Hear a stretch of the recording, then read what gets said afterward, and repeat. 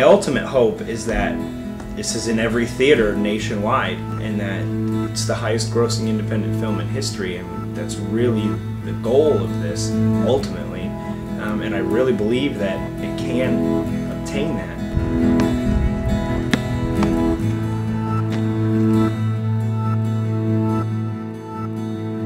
Imitation Life is about 4 friends who are making a movie about making a movie, and their lives parallel the film that they're making. So as their characters in the script they've written fall apart, their own lives fall apart.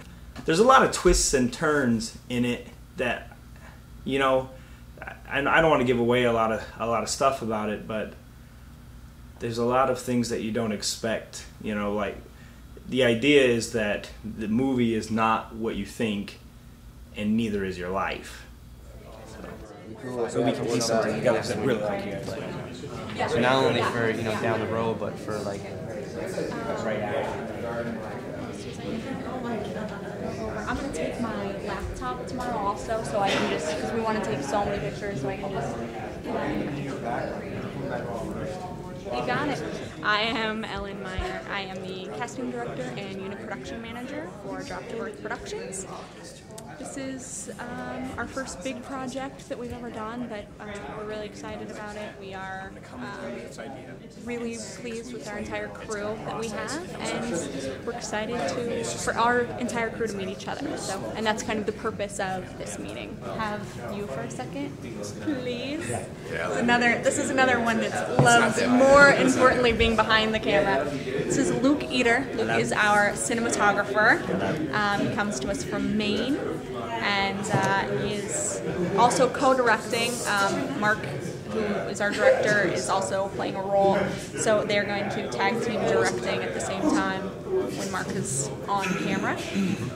And we are also, Luke has worked with Mark and myself before on films, and he did excellent work, and we loved working with him, so we didn't want anybody else for the job in this position either. Your next stop right here. This is Anthony Marks. Anthony is our assistant director. Anthony comes to us from New York City. Where he is in NYU Film School. He was also came on board right away because he's another person that Mark and I have worked with previously. So we had to do a little coercing that made him decide to come and spend a month in Nebraska, New York City. good old Nebraska. Next, Matt Harwell. Matt is double dutying. Matt is playing the role of Ben in the film, and he's also stepping up when he's not shooting and just sort of swinging and doing about whatever department happens to need him. He's going to. Well, I met Mark at a lab study, actually. We were kind of like donating our bodies to science, and happened to find out he was doing this movie. And I read the script while we were in there.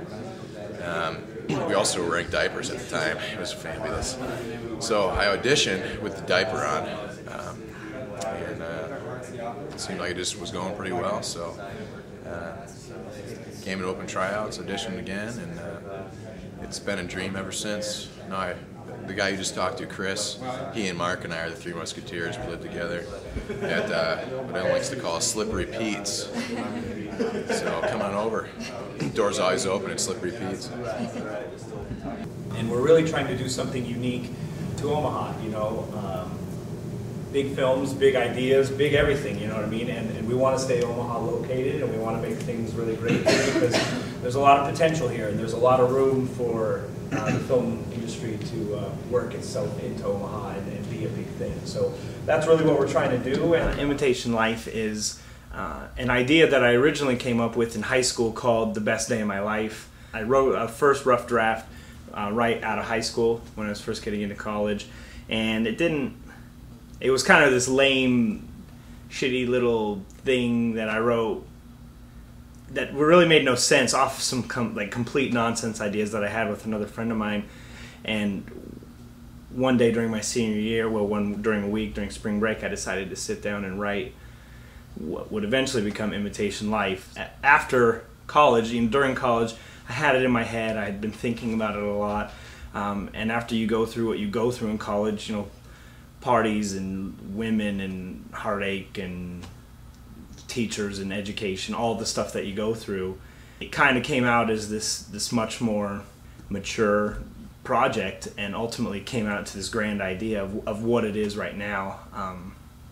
So really, the Imitation Life it should be subtitled "What I Learned in College."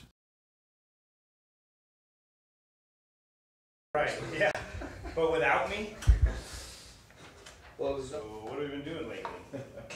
well, I finished the final copy of the script. You did? How? How?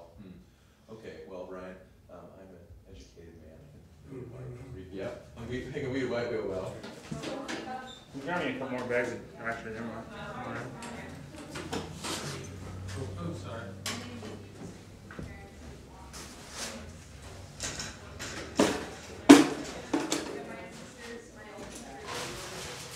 Alright, so we're swapping that out right now?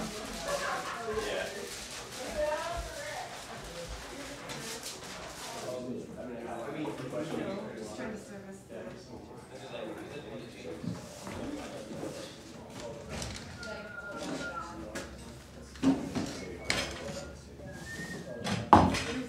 He's already the boyfriend in that one. Love scene. I don't get really see him, I guess. Oh, that's working. Oh, yeah. Watch your legs, watch your back.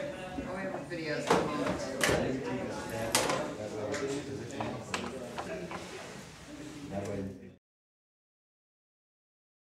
I'm going to LA the first week of August. I'm going to LA because our production won the Panaflex Elaine camera from Panavision. It's a grant program designed for new filmmakers, and you submit all sorts of things. You submit your script, your schedule, your budget, everything, and your bios, everything you have. And we submitted it, and it took a little while, but Rick Halpern is the head of the New Filmmakers program at Panavision, and they have 4 camera packages that they offer every year. The Elaine camera is a 16mm camera, and we won that grant from them. It's the camera and every lens and accessory that could ever possibly come with it.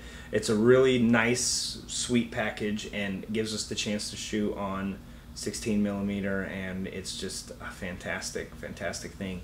We got the same everything as Napoleon Dynamite. So Napoleon Dynamite won it and obviously did really well. So we really have high hopes for the way that he viewed our script, and that Rick believes in us enough to give us the same package. That's probably the biggest thing that could happen to us,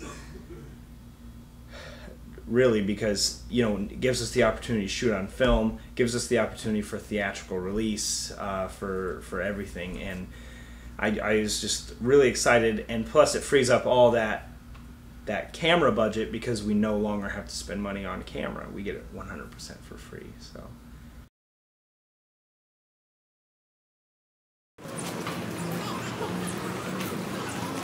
Okay, we are on the intersection of 11th and Howard. We got the whole intersection blocked off by the Omaha Police Department, and which is really nice and really good. It's just so it's kept cars out of here. We're trying to shoot a outside band shot for the film. It's just a montage shot, so it's supposed to be really easy, and it's taking forever. I just wish that, first of all, we got just random fucking people walking across here. Alright, it's supposed to be a closed set, first of all. What's the name of the production company again? Dropped at Birth. Dropped at Birth? Yeah. And it's local, right? Yeah. Good. Good for Omaha. Next of all, the people that we did want random were extras, and now they all left, including some of the people who work for me. Really happy with the way things are going this morning. How many mornings have you had like this? Oh, 2. I think this is the 3rd one, maybe. You know, I don't know what the fuck it is. I don't know why people aren't more, you know, excited to be extras. You know what I mean? I know it's kind of like you don't get the spotlight or whatever, but you think more people would want to be extras in the town, you know? I guess, I don't know, we don't have any money to plug into fucking marketing for extras, going out and putting an ad in the papers and shit, but We even got a radio shot, and people just don't come. I don't know what it is. I don't know what it is about Omaha. Hopefully that's not the downfall. Hopefully that's not a problem. You know what I mean? All right, here we go. Going for a take. Lock it up. Ready? All right, here we go. And roll sound. Speed. Scene 48, take 1. Marcus. Don't be afraid to enjoy the music. You guys have a nice Sunday. Anthony, the movie, Anthony.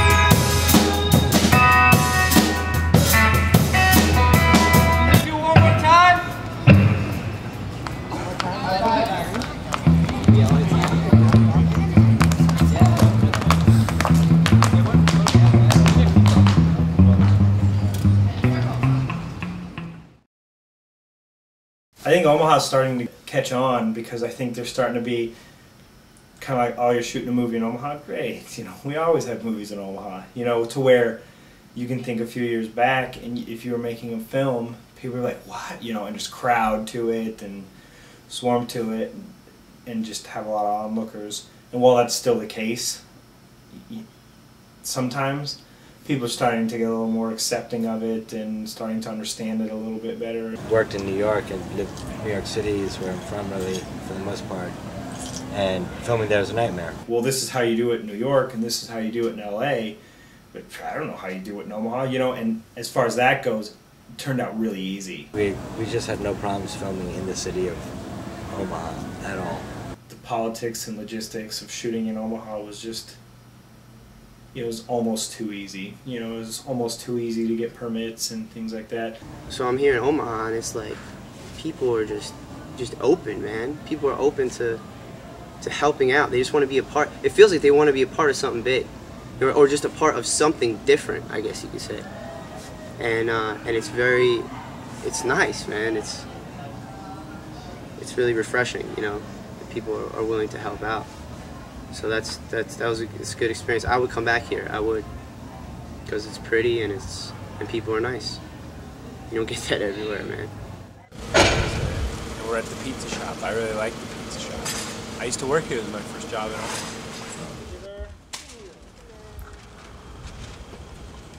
Stop it. Stop it. So how was the day? Perfect. And I don't want this. Yeah, this is like the 20th day in a row we have been on time, like perfectly on time. Good. Couldn't be better. Everybody got to do stunts now. Nick did his stunt in the alley. I did a stunt off a roof. Chris did his stunt in front of the car today. It was nice. But it's pretty dangerous. Biz actually got hit a little bit in his knees. Didn't you, Biz? Yep. Yep. You got beat by the car a little Took one right here. Show him your bruise. I don't have a bruise. Oh, no bruise. But I took one. Took one right in the leg for the team.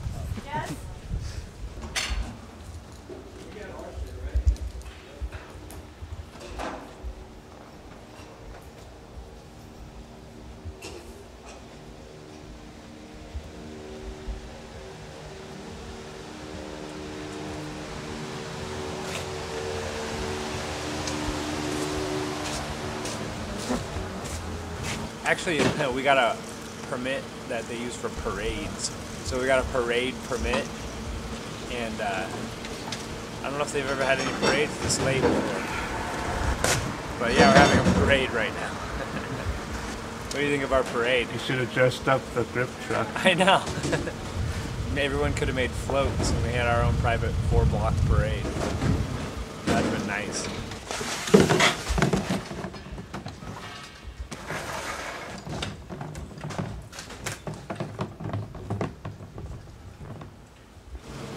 tired. I was born and raised in Omaha, Nebraska, about 30 minutes from the Colorado border. Well, what happened was I went to Hastings College and finished my 4 years there, and didn't know what to do, so I worked on a film, Independence. I was a script supervisor. Probably the best because I worked right with the director, and I got to see what to do and what not to do and things like that. And on Independence, I met a girl, Jamie Nicolaarson, who's my girlfriend now, soon to be my fiance. She lived in Omaha, and I liked her a lot, so I decided, I had the script for Imitation Life already done, and it was in the script, I needed a city. I needed a city to shoot in. It could have been any city in the country at all. And I wanted to be near Jamie, so I moved to Omaha with one of my friends to be near her. Roll sound. Scene 65, take one.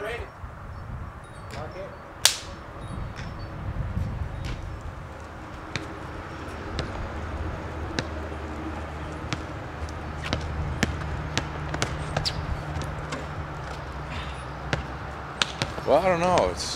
We're really tired. I don't know. It's kind of like we have to get done going to like summer camp or something like that. You meet all these great people and you spend 2 weeks together. Like you swim and you do crafts and like you make tie dyes. And then you have to go back home and like you don't want to leave that utopia and that that mountaintop experience. But actually, I think you put hook it in first, then you just. I think it'll be healthy for all of us to get back to real life for a little while, And I'm sure I'm gonna miss these cats, though. I'll tell you that much. I'm gonna miss you guys a lot. Cashmere is good. Oh yeah. How are you feeling? I'm good. I'm excited for the last day. I need some sleep. That's it. It's crazy. So, what are you guys gonna do after that last shot is gotten today? Literally that minute, I'll probably cry. I'll probably be incredibly relieved. I'll cry more. We'll be very happy. I'll probably tear up a little bit. Who knows? I might just want a beer. That might be the only thought in my head. I don't know. So we'll see. Oh, it feels really good. We did a fucking awesome film. We made an awesome film. Hell yeah. So it works better than a 9-to-5 job. Better than an office job.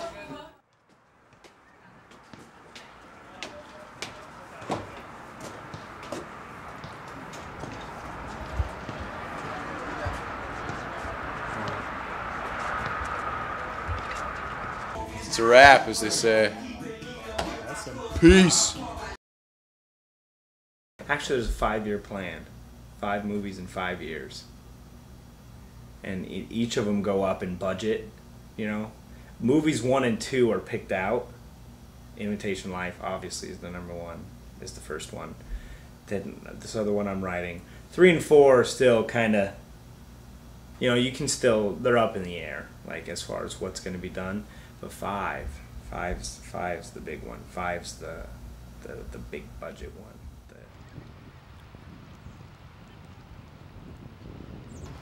This is actually the climax of the film, the big finish, I guess. It's the last scene of the movie. I don't really feel at liberty to tell exactly what's going on here because it is a surprise. This is actually the money shot of the film. This is the scene that nobody's supposed to know about. It is a surprise ending. Like how surprising? It's secret. But it's going to be a cool shot. It's going to be a long dolly shot. With the Omaha skyline in the background here, and a fountain as well. So it's pretty cool.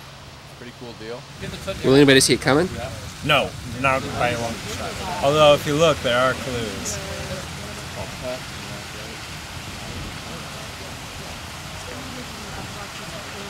So what's the big secret at the ending then? I'm not saying. I can't. Okay. Well, it's the ending of the movie is June and I are standing here. Uh-huh. Okay. We're about to make up. Okay. And a comes out of the okay. We're gonna do it digitally. And comes out of the okay. And right and right before he down on us, the that I'm gonna graphically put in earlier in the movie, okay, is gonna swoop down and fucking take out the and that's when feels he's your exactly. That's the end of the movie. My worst fear is that it won't happen. My biggest fear is that all these people's lives are engulfed in this film. My own, Ellen's, she's just wrapped up in this 100%, and I'm really fearful that it won't happen, and I'm really fearful of how I'll react if it doesn't happen. You know, like, I can't imagine myself not doing this, and I'm afraid that if things fall apart like that, like if the film doesn't go through, or if we don't get to do another one, I won't know what to do with myself, and I'm really fearful of that. And honestly, if the film doesn't work, or this company doesn't follow through, that would be the worst. That would be the worst thing. I don't know. I have nightmares about that. That's the biggest thing that I fear. Is that right there?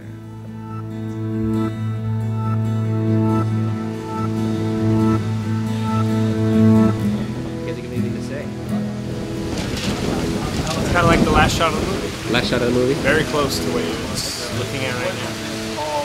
So Like take that and then cut to, go to credits, fade to credits.